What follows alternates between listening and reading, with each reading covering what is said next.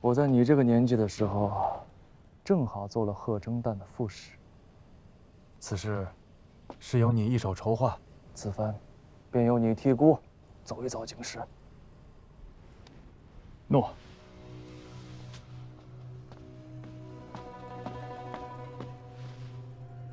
使臣起行了。正使还是单某，副使是个年轻的虞后，眼生得紧。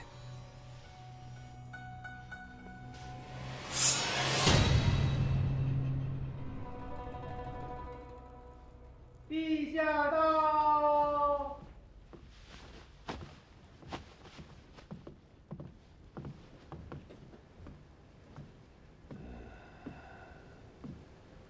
臣礼部尚书判天下兵马大元帅府事甚温琪，受太师尚书令天下兵马大元帅吴越国王教命，觐见陛下。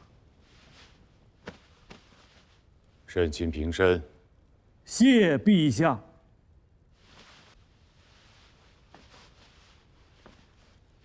前王安否？蒙陛下垂问，我王安健如昔。好。少年郎，近前来。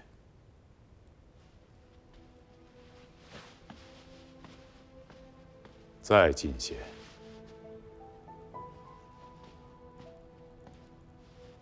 小侄前为至，觐见官家伯父。大郎君不可失仪。无妨。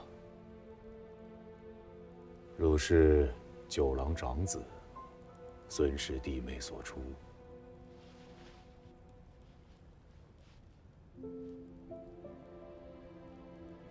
小侄入京前，家父有言：陛下是天子，亦是吾兄，如可续家礼。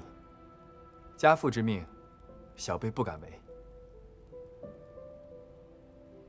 果然有九郎昔日的风范。小子，你有几成把握？若是将镇海军的老将郑彦华算进去，臣的胜算实在只有5-5之数。若不将郑彦华算进去，臣有10分把握。难怪九郎喜欢你，果然有些英雄气。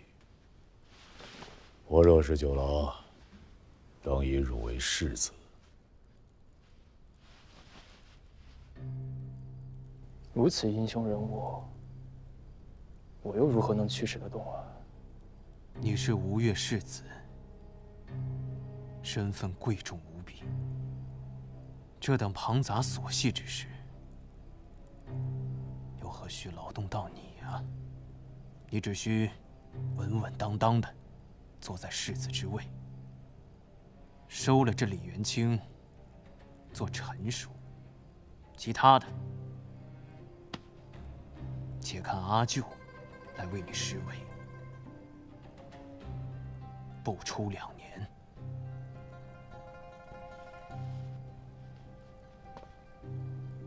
这李元清的爪牙羽翼，便都会是你吴越世子的爪牙羽翼。臣认为，臣与潘美率师顺流而下，克采石矶，以此处作为水陆两抹中转之枢要，不取江右6州，只管所入江面，使南唐水师不能南北之应，迫使李氏取金陵以东之兵西援。只要郑彦华的镇海军西调，江东便可一鼓而定。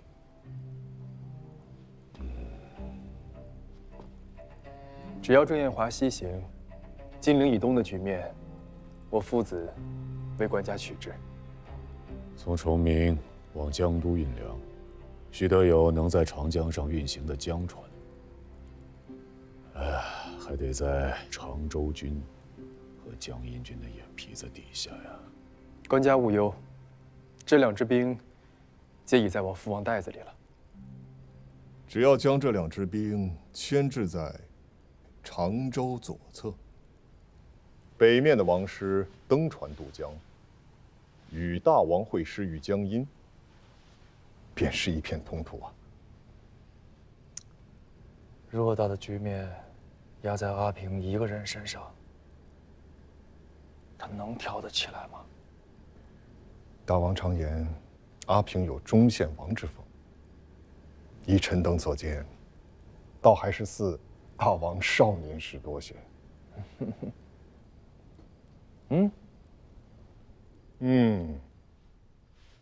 阿平没有那般不靠谱吧？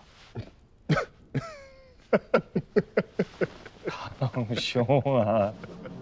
门下，朕统御万邦，辅临诏书，推至诚而待物，其率徒以归心，不讳行人，事于本志，兴师动众，非我愿为。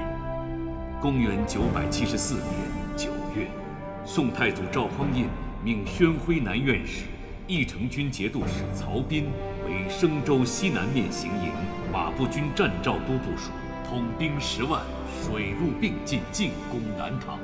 临行特赐宝剑，严令副将以下无用命者斩之。扬我武节为使虎臣，出临津渡，归总舟船。由连车而见大道，提齿疾而护忠臣。呜呼！为事务极目，乃免其父之机；为号令信明，则无礼法之慢。警行先者，起而击之。挟朕共击江南，王师所至，切勿暴掠生民，主者施行。天下崩离日久，人心思和。南唐李氏裂土称鉴，东南市民苦之久矣。望诸卿不必封敌，戮力报效，承天子之所寄，全金瓯于一统。臣等奉教。丞相沈寅，臣在。兼西府留守，全知天下兵马大元帅府事，监护内外诸军。臣奉教。吾将吴越一师3州，便托付于相公了。臣必恪尽职守，殚精竭虑，不负大王所托。通儒院学士崔仁济，臣在。以汝为升州东南面行营行军长史。臣奉教。检校司空，同参丞相府事，钱维志。臣在。为行营兵马副都虞候，提举粮秣、器械、甲仗工事。臣奉教。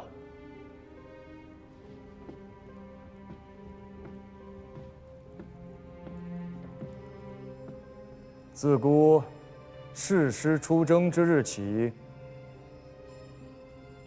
以世子钱为郡，行监国事，护持玺印。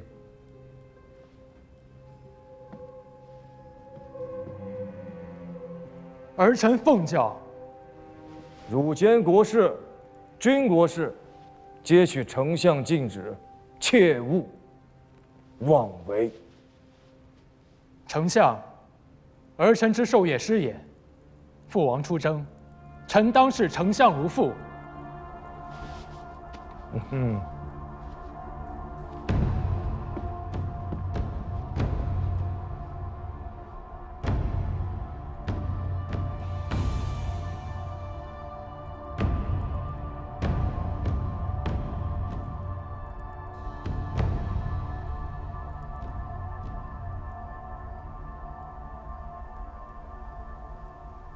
恭贺世子殿下荣任监国，确是意外之喜，本不曾敢指望。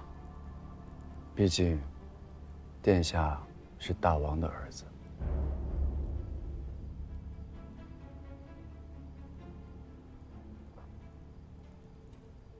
父王不缺儿子，缺的是能做事的儿子。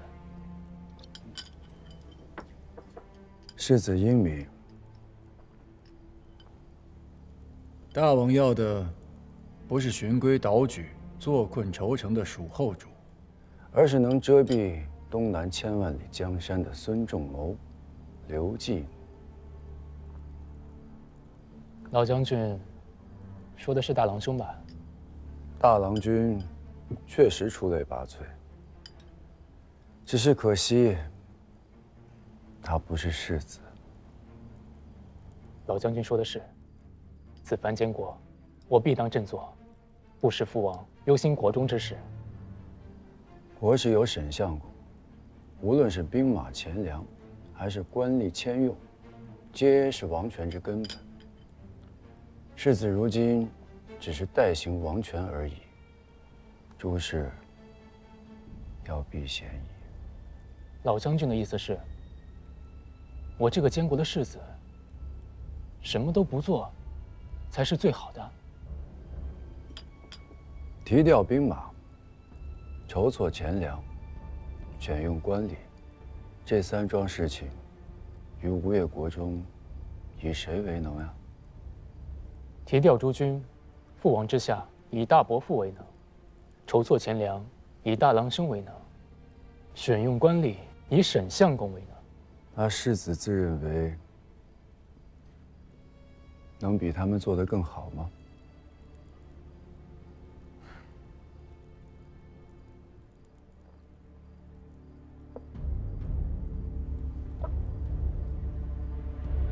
哎，这几桩事情，他人做的有功，殿下这个世子做了的话，难免会让大王生出疑虑。父王并非心胸狭隘之人。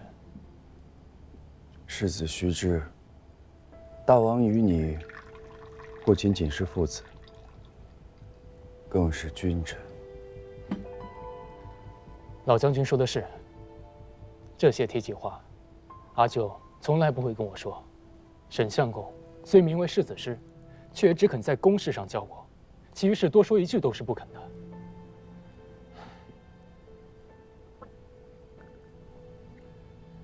那也是因为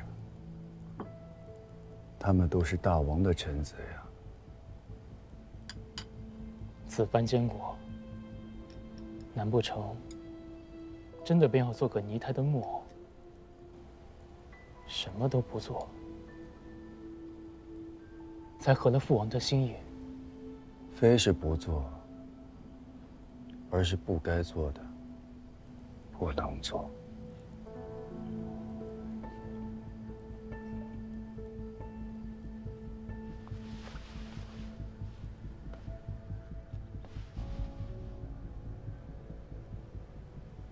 则能院奏请，去岁大比，中士者23员，其中9人发为县尉，11人录入部院为令史，另有3员才学卓异，入相府为舍人。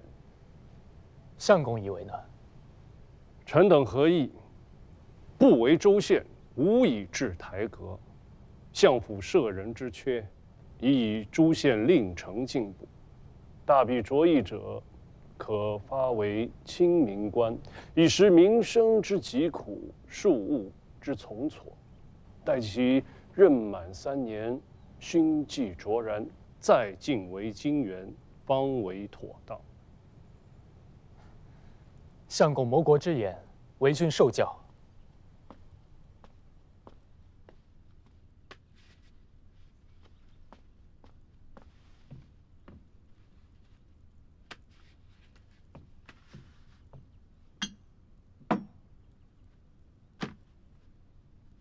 公元974年冬，大宋水师沿长江东下，曹彬避实就虚，绕过江州，命潘美奇袭采石矶。是夜，宋军主力对南塘水寨发动总攻，南塘最后的防线在烈火中崩塌。此战焚毁战船200余艘，歼敌万余，金陵门户至此洞开。江州，东乡军呐，朱令云呐，李元清呐，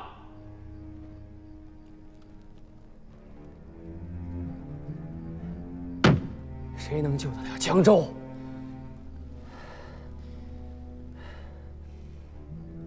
镇海军，镇海军，你诏命郑彦华率镇海军西调，无论如何一定要救下江州。陛下，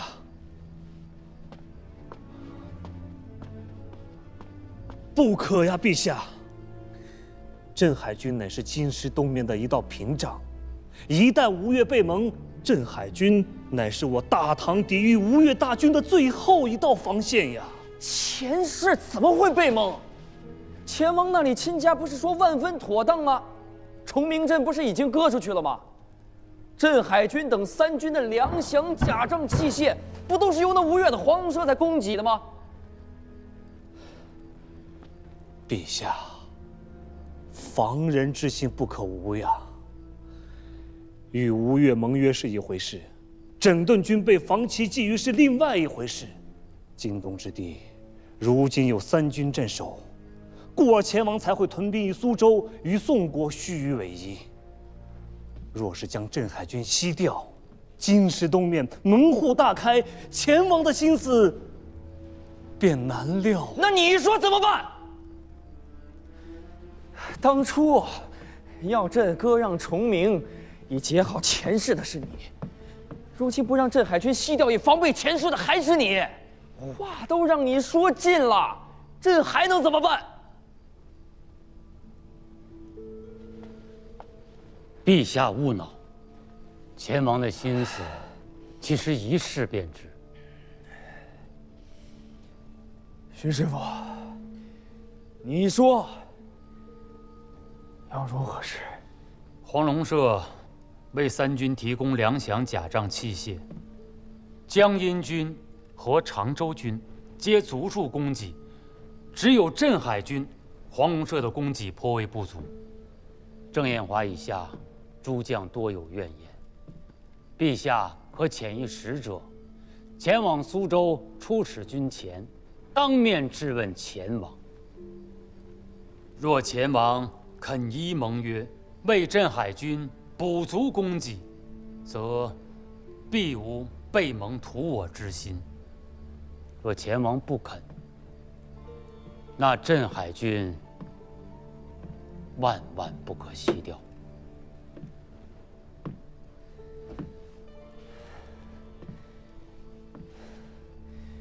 徐师傅，这才真的是谋国之言。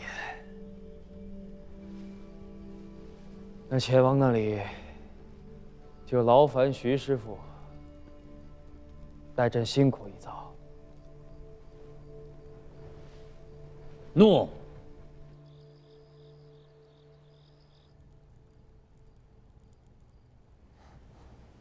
宋军破了江州水寨，可曾进入彭蠡湖？这却不曾说。宋军只烧了水寨，并不曾上岸。军报送来之时，宋军尚未挥兵破城。老将军久离军务，这战局可是有所不妥呀。时机未到，世子还需耐心等待。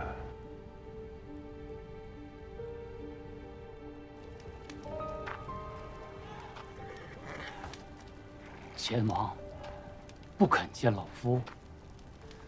吴越一军13州，举国皆为宋臣，而今两国交兵，若大王见了徐公，便是叛国之罪。徐公，请回吧。背信弃义呀！背信弃义！豫章小儿，背信弃义！豫章小儿，背信弃义！豫章小儿，背信弃义！豫章小儿，背信弃义！豫章小儿，背信弃义呀！儿子，也敢如此待我？背信弃义！不要动！不要动！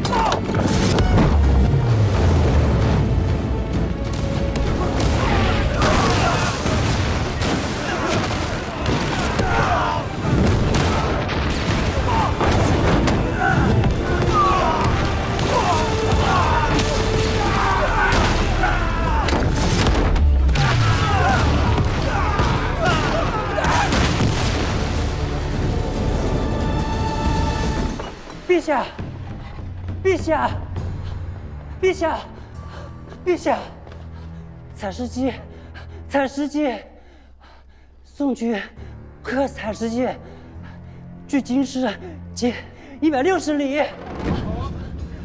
你什么情报和准确？陛下，陛下，陛下，陛下，陛下，镇海军、湘阴军一并西调，往援采石矶。郑彦华、白河州兵马都部署谢岳。陛下，陛下，陛下，陛下，陛下。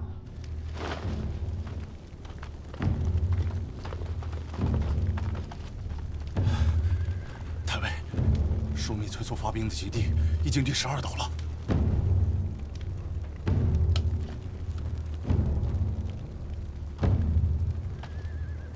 要死的人一刻都等不起。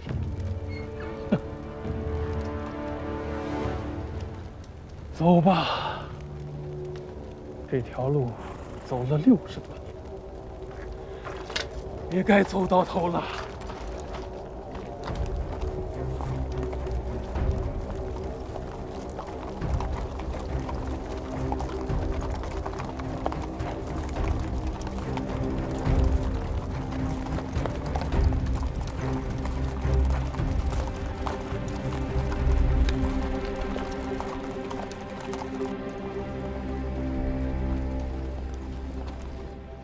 大王，郑彦华动了。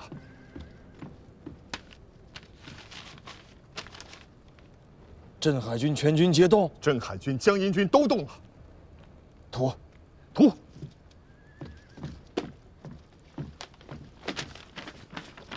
郑彦华为河州行营兵马都部署，杜真为行营都监，两军全军西调。现如今江宁以东止于江南的常州军兵力不足6000。江左3州，由此处到江宁500里路程，门户洞开。大王，古谚有云：“天欲福取，反受其咎。”江阴军那边，阿平准备的如何了？阿平妥当。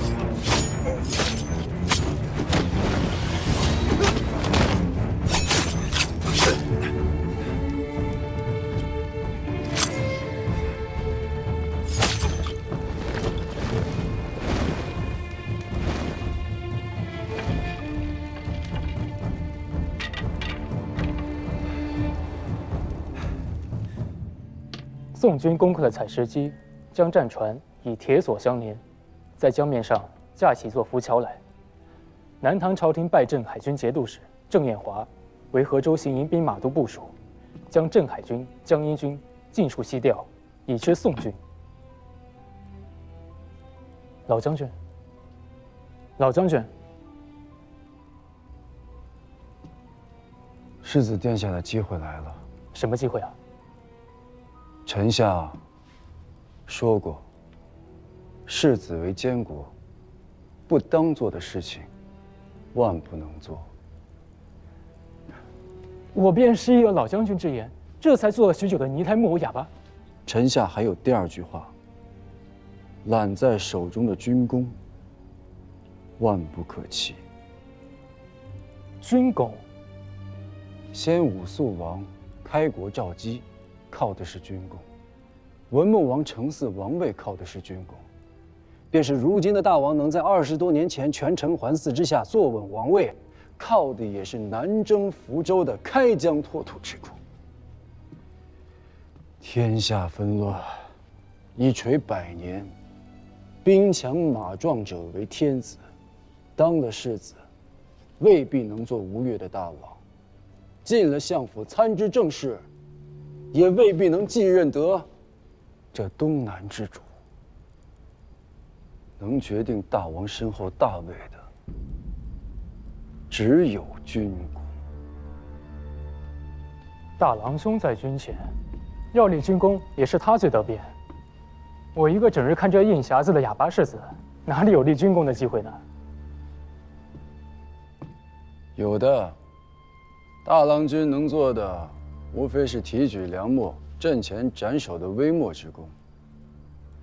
世子要立的，却是为我吴越开疆拓土的不世之功。